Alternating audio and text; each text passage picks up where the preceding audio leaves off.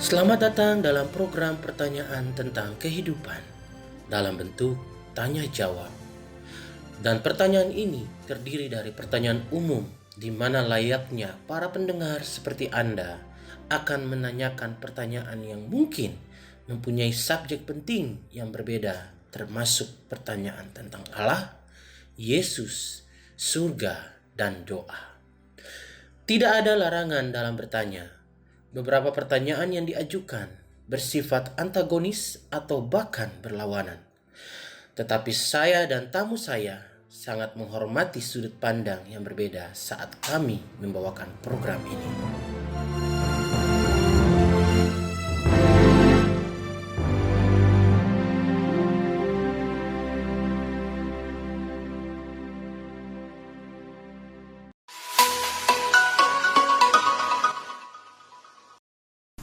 Halo pendengar, salam jumpa dalam acara pertanyaan tentang kehidupan atau Questions About Life yang dipersembahkan oleh CTTW, Christ to the World, dan Tirta Media.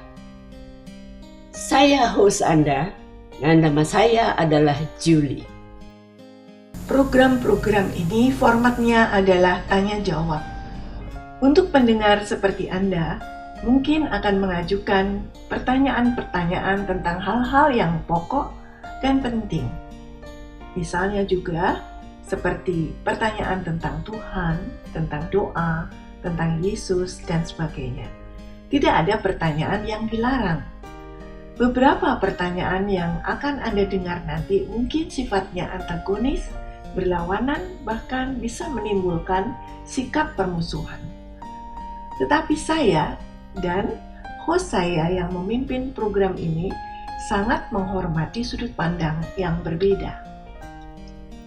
Pendengar saya yang setia, co-host saya hari ini adalah Ibu Rebecca. Halo Bu Juli dan halo pendengar semua. Program kami hari ini berjudul Pertanyaan tentang Yesus yang akan menolong Anda memahami lebih banyak tentang Yesus dan bagaimana Anda dapat berhubungan dengannya. Program ini dalam format tanya jawab. Kami akan menjawab pertanyaan nyata yang diajukan oleh orang-orang seperti Anda. Nah, mari kita mulai dengan meminta Tuhan menolong kita terlebih dahulu. Mari berdoa. Bapa Surgawi yang terkasih, tolong bantu kami pada saat kami berusaha untuk belajar lebih banyak tentang Engkau. Dalam nama Yesus, amin. Ya, pendengar, saya akan membacakan pertanyaan-pertanyaan yang masuk dan host saya hari ini akan memberikan jawabannya. Mari kita mulai. Pertanyaan yang pertama diajukan oleh Ibu Indri dari Surabaya tentang siapakah Yesus itu? Halo Ibu Indri dari Surabaya. Saya akan menjawab pertanyaan Ibu mengenai siapakah Yesus itu. Yesus adalah anak Allah yang datang dari surga ke dunia untuk menjadi juru selamat kita. Ia lahir dari seorang perawan bernama Maria dan hidup tanpa dosa. Ketika dia berusia 30 tahun, dia memulai pelayanannya kepada masyarakat yang berlangsung sekitar 3 tahun lamanya. Dalam pelayanannya, Yesus melakukan banyak mujizat, menyembuhkan orang sakit, mengusir setan, bahkan membangkitkan beberapa orang dari kematian. Dia sudah ditentukan untuk mati di atas salib Romawi, menjalani hukuman atas dosa-dosa manusia di dunia ini, dikuburkan, dan pada hari ketiga dia bangkit dan hidup kembali. Dia kemudian menghabiskan 40 hari dengan pengikutnya dan kemudian naik kembali ke surga. Suatu hari dia akan kembali ke bumi. Baik. Pertanyaan yang kedua, Ibu Juli. apakah Yesus itu Allah? Ditanyakan oleh Pak Agus dari Tangerang. Ya, Pak Agus. Ini pertanyaan yang baik sekali, Pak. Yesus adalah Allah. Yesus berkata, "Aku dan Bapa adalah satu." Dia juga berkata, "Barang siapa yang telah melihat Aku, ia telah melihat Bapa." Yesus adalah Allah yang datang ke dunia untuk menjadi juru selamat kita. Ketika murid-murid mengikuti Yesus melewati bukit dan lembah Galilea dan Yudea selama lebih dari 3 tahun, mereka melihat aksi pelayanan Yesus sebagai Allah. Saat Yesus mengajar, mereka mendengarkan bagaimana Yesus mengajar. Mereka juga melihat Yesus menyembuhkan orang sakit. Ketika Yesus bertanya kepada murid-muridnya, "Siapa dia?"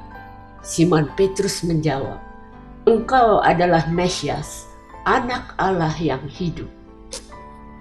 Setelah Yesus bangkit dari kematian, Dia menampakkan diri kepada murid-muridnya dalam tubuh kebangkitannya.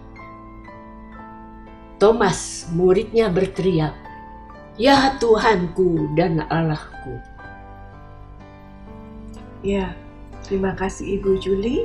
Pertanyaan berikutnya datang dari Bapak Subur di Jakarta. Dia berkata, "Saya pikir Yesus adalah seorang manusia. Bagaimana dia bisa menjadi Allah? Yang mana yang benar? Apakah dia Allah atau manusia?" Pak Subur dari Jakarta, Anda telah mengajukan pertanyaan yang sangat bagus. Terima kasih banyak atas pertanyaan yang diajukan. Jawaban atas pertanyaan Anda merupakan kebenaran terbesar di seluruh dunia. Yesus adalah keduanya. Dia adalah Allah. Yesus juga manusia. Yesus datang dari surga turun ke dunia untuk misi kasih, memperdamaikan manusia yang sudah jatuh ke dalam dosa dengan penciptanya. Istilah firman digunakan dalam kitab suci untuk menunjuk kepada Yesus. Kita membaca, firman itu telah menjadi manusia dan diam di antara kita. Ia lahir sebagai bayi dan hidup sebagai laki-laki. Namun, ia juga Allah. Yesus bukan bagian dari manusia dan bagian dari Allah. Ia benar-benar manusia dan ia adalah Allah sepenuhnya. Ia adalah manusia ilahi. Ia benar-benar manusia sehingga waktu ia haus, ia meminta minum air kepada seorang wanita Samaria. Ia begitu ilahi sehingga ia mengatakan kepada wanita itu bahwa ia dapat memberinya air hidup, sehingga wanita itu tidak akan pernah haus lagi. Ia benar-benar manusia, sehingga ia dapat lelah dan berbaring di belakang perahu untuk tidur saat ia dan murid-muridnya menyeberangi Laut Galilea. Ia begitu ilahi, sehingga ia bangkit dan berbicara kepada badai yang mengamuk, dan angin serta ombak segera berhenti. Ia benar-benar manusia dan mati di kayu salib Romawi yang kejam. Dia sangat ilahi, sehingga pada hari ketiga dia bangkit dari antara orang mati. Yesus bukanlah bagian dari manusia dan bagian dari Allah. Dia sepenuhnya manusia dan pada saat yang sama dia sepenuhnya Allah. Baik, penjelasannya sangat jelas ya, bisa dimengerti. Dan pertanyaan yang keempat dari Ibu Helena di Tangerang, demikian. Apakah Allah menciptakan Yesus? Halo Ibu Helena dari Tangerang. Ibu menanyakan apakah Allah menciptakan Yesus? Jawabannya tidak. Allah tidak menciptakan Yesus. Menunjuk kepada Yesus, Alkitab berkata, pada mulanya adalah firman, dan firman itu bersama-sama dengan Allah, dan firman itu adalah Allah. Ia pada mulanya bersama-sama dengan Allah. Beberapa orang memang mengajarkan bahwa Allah menciptakan Yesus, tetapi ini ajaran bidat-bidat dan itu tidak benar. Yesus selalu adalah Allah. Baik, kita akan meneruskan dengan pertanyaan selanjutnya dari Ibu Sisilia di Bogor. Beliau bertanya, saya bingung, jika Yesus adalah Allah, jadi ada berapa Allah ya? Iya. Terima kasih Ibu Sisilia atas pertanyaannya.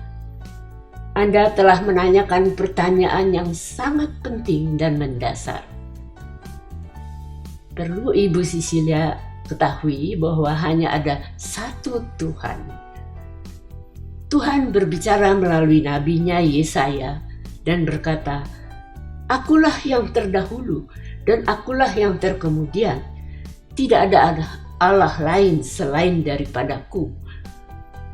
Seorang guru agama datang kepada Yesus suatu hari dan bertanya, dari semua hukum Allah, hukum manakah yang terutama? Yesus menjawab, hukum yang terutama ialah, dengarlah, hai orang Israel, Tuhan Allah kita, Tuhan itu Esa. Kasihilah Tuhan Allahmu dengan segenap hatimu, dan dengan segenap jiwamu, dan dengan segenap akal budimu, dan dengan segenap kekuatanmu. Yesus menegaskan bahwa Allah itu satu. Ada banyak ilah-ilah palsu yang mereka puja. Allah berkata, "Jangan ada padamu Allah lain di hadapanku." Padahal hanya ada satu Allah. Dia telah menyatakan dirinya kepada kita sebagai Bapa, Anak, dan Roh Kudus. Kita mengenal Dia sebagai 3 pribadi, Allah Bapa, Allah Anak, Allah Roh Kudus. Ketiganya adalah satu. Namun, masing-masing adalah berbeda dan pribadi. Kami menyebut ketiganya dalam satu sebagai Trinitas.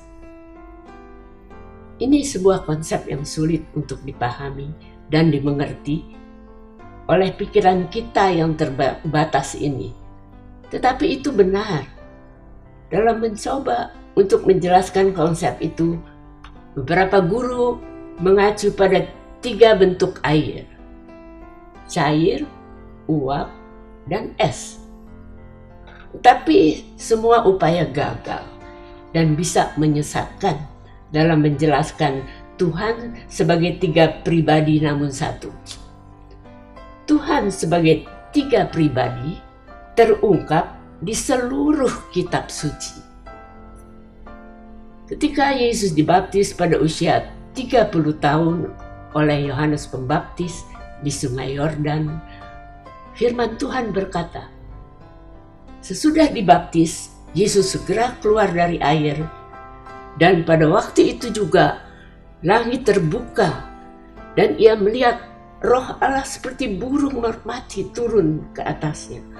Lalu terdengarlah suara dari surga yang mengatakan, "Inilah anak yang kukasihi, kepadanya lah aku berkenan." Yesus berdiri di sungai. Roh Kudus datang seperti merpati dan bercahaya di atasnya. Tuhan berbicara dari surga. Setelah kebangkitan, Yesus dari kematian, tepat sebelum dia kembali ke surga, dia memberitahu kepada pengikutnya, "Kepadaku telah diberikan segala kuasa di surga dan di bumi. Karena itu pergilah, jadikanlah sebuah bangsa muridku, dan baptislah mereka dalam nama Bapa dan Anak dan Roh Kudus." Rasul Paulus sering memohon kepada ketiga pribadi Allah dalam surat-surat yang dia tulis kepada pengikut Yesus yang mula-mula. Misalnya, dia menutup salah satu suratnya kepada gereja di Korintus, Yunani, dengan menulis, "Kasih karunia Tuhan Yesus Kristus dan kasih Allah dan persekutuan Roh Kudus menyertai kamu sekalian." Ya, baik Bu Juli. Kita akan lanjutkan dengan pertanyaan berikutnya yang datang dari Ibu Yolanda di Jakarta. Ya. Dia bertanya, apakah Allah itu statusnya di atas Yesus? Apakah Allah itu lebih tinggi kedudukannya daripada Yesus? Terima kasih atas pertanyaan Ibu Yolanda dari Jakarta. Tidak, Allah tidak lebih tinggi dari Yesus. Allah Bapa, Allah Putra, dan Allah Roh Kudus adalah sejajar. Mereka adalah satu. Baik, kita teruskan dengan pertanyaan dari Pak Mulyadi di Bandung. Dia bertanya, apakah Yesus dilahirkan oleh seorang perawan? Ya, Pak Mulyadi, Yesus lahir dari seorang perawan. Maria adalah seorang perawan muda dari Nazaret yang sedang bertunangan dengan seorang pria bernama Yusuf.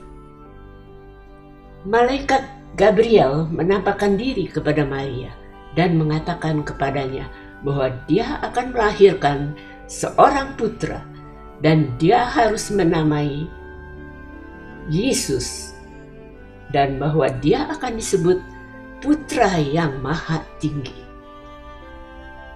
Maria bertanya, bagaimana hal ini mungkin terjadi karena dia adalah seorang perawan? Malaikat itu menjawab, Roh Kudus akan turun atasmu, dan kuasa Allah yang Maha Tinggi akan menaungi engkau. Sebab itu, anak yang akan kau lahirkan akan disebut Kudus, Anak Allah. Semuanya terjadi seperti yang dikatakan malaikat itu. Yesus tidak memiliki ayah manusia. Baik. Juga ini dari Pak Mulyadi menanyakan, saya tidak percaya Yesus itu lahir dari seorang perawan. Itu sesuatu yang tidak lazim. Bagaimana hal itu bisa terjadi? Terima kasih Pak Mul. Dari sudut pandang manusia, itu tentu sepertinya tidak mungkin. Seorang perawan bisa melahirkan bayi. Maria sendiri juga berpikir demikian. Tidak mungkin seorang perawan bisa mengandung dan melahirkan bayi. Malaikat kemudian meyakinkannya. Sebab bagi Allah tidak ada yang mustahil. Yusuf, pria yang bertunangan dengan Maria, juga berpikir seperti Anda. Ketika dia mengetahui bahwa Maria hamil, dia bisa saja merajamnya di depan umum. Tetapi dia memutuskan untuk diam-diam memutuskan pertunangannya. Seorang malaikat Tuhan menampakkan diri kepada Yusuf dalam mimpi dan berkata, Yusuf anak Daud, janganlah engkau takut mengambil Maria sebagai istrimu, sebab anak yang di dalam kandungannya adalah dari Roh Kudus. Ia akan melahirkan anak laki-laki, dan engkau akan menamakan dia Yesus, karena dialah yang akan menyelamatkan umatnya dari dosa mereka. Yusuf taat kepada Allah dan membawa Maria pulang sebagai istrinya. Tapi dia tidak melakukan hubungan seksual dengan sampai setelah Yesus lahir. 700 tahun sebelum Yesus lahir, Nabi Yesaya berkata, "Sesungguhnya seorang perempuan muda mengandung dan akan melahirkan seorang anak laki-laki, dan ia akan menamakan dia Immanuel." Nama Immanuel berarti Tuhan beserta kita. Baik, sekarang disusul dengan pertanyaan dari seorang ibu di Tangerang bernama Leli. Dia menanyakan, dapatkah perawan Maria menolong saya? Dapatkah saya berdoa kepadanya? Tidak, Bu Leli. Bunda Maria tidak dapat menolong Anda. Anda tidak harus berdoa kepadanya. Maria adalah hamba Allah yang luar biasa dan ia taat kepada Allah. Ketika Maria pergi berkunjung kepada saudara sepupunya Elizabeth, dia memuji-muji Allah karena dia telah memilihnya untuk melahirkan Mesias, Juru Selamat. Maria berkata, "Jiwaku memuliakan Tuhan dan hatiku bergembira karena Allah, Juru Selamatku, sebab ia telah memperhatikan kerendahan hambanya. Sesungguhnya mulai dari sekarang, segala keturunan akan menyebut aku berbahagia, karena Yang Maha Kuasa telah melakukan perbuatan-perbuatan besar kepadaku, dan namanya adalah kudus." Kami menyebut Maria wanita yang berbahagia dan berterima kasih kepada Allah untuk Maria, untuk ketaatannya kepada Allah. Ini benar selama berabad-abad seperti yang dia katakan. Namun, kita tidak seharusnya berdoa kepada Maria. Kita seharusnya tidak meminta dia untuk berbicara dengan Yesus untuk kita. Anda bisa langsung berbicara kepada Yesus sendiri. Dia akan menolong Anda. Ia berkata, "Marilah kepadaku, semua yang letih lesu dan berbeban berat, aku akan memberi kelegaan kepadamu." Firman Tuhan berkata, karena Allah itu Esa, dan Esa pula dia menjadi pengantara antara Allah dan manusia, yaitu manusia Kristus Yesus yang telah menyerahkan dirinya sebagai tebusan bagi semua manusia. Tidak ada dalam firman Tuhan tentang kita berdoa kepada Maria atau disebut santo yang telah meninggal. Orang-orang percaya yang telah meninggal berada di surga, tetapi mereka tidak maha tahu, tidak omniscient, atau maha hadir, omnipresent. Mereka tidak mungkin mendengar permohonan orang-orang dari seluruh dunia. Hanya Allah yang memiliki semua pengetahuan dan hadir di mana-mana. Baik, Ibu Yuli. Saya akan lanjutkan pertanyaan berikutnya dari Pak Hendra yang tinggal di Depok. Apakah Yesus benar-benar hidup tanpa dosa? Benar, Pak Hendra. Yesus hidup tanpa dosa. Tidak sekalipun dia pernah berbuat dosa.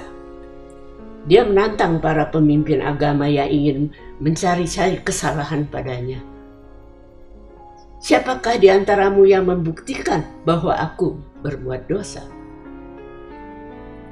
Baik Anda maupun saya tidak akan pernah bisa mengatakan itu, tetapi akan sangat mudah untuk membuktikan bahwa kita sendiri bersalah dan berdosa. Simon Petrus mengikuti Yesus selama lebih dari 3 tahun.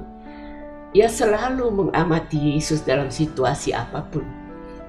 Ia kemudian menulis, ia tidak berbuat dosa dan tipu tidak ada dari mulutnya. Firman Tuhan berkata, sebab imam besar yang kita punya bukanlah imam besar yang tidak dapat turut merasakan kelemahan-kelemahan kita. Sebaliknya, sama dengan kita, ia telah dicobai, hanya tidak berbuat dosa. Firman Tuhan mengatakan bahwa Yesus mampu menyelamatkan sepenuhnya semua orang yang datang kepada Allah melalui Dia, karena Dia selalu hidup untuk menjadi perantara bagi mereka. Sebab imam besar yang demikianlah yang kita perlukan, yaitu yang saleh, tanpa salah, tanpa noda, yang terpisah dari orang-orang berdosa, dan lebih tinggi daripada tingkat-tingkat surga. Yesus adalah kudus. Dia tidak bercacat, dia murni, dia tanpa dosa. Karena dia tanpa dosa, dia bisa menjadi korban penghapus dosa bagi kita semua. Rasul Paulus menulis, dia yang tidak mengenal dosa telah dibuatnya menjadi dosa karena kita, supaya di dalam Dia kita dibenarkan oleh Allah.